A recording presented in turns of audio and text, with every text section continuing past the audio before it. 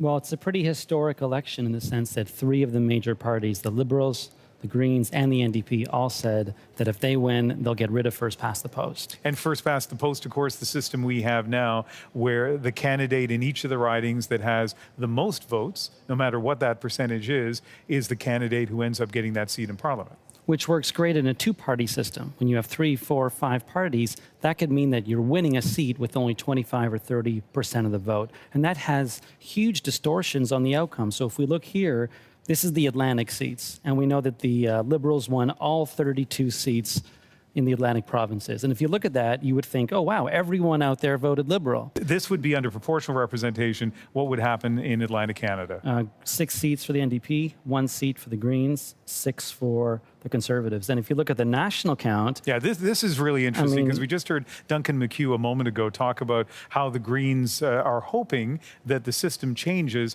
so that the national vote they got will better reflect the representation they get in the House of Commons. And why shouldn't it? Isn't that what an election is all about? 500,000 Canadians today voted for the Green Party. That should have turned into 10 seats under a proportional system. Instead, they only got 1. So if the point of having an election is to have debate, get ideas out there, candidates knocking on doors, volunteers, and then we each put a piece of paper in a box, let's have a system that actually gives us the proportional results. Let's take a look at the share, and you can see, of course, the Liberals with the most votes, just over 38.5%, followed by the Conservatives at 32%.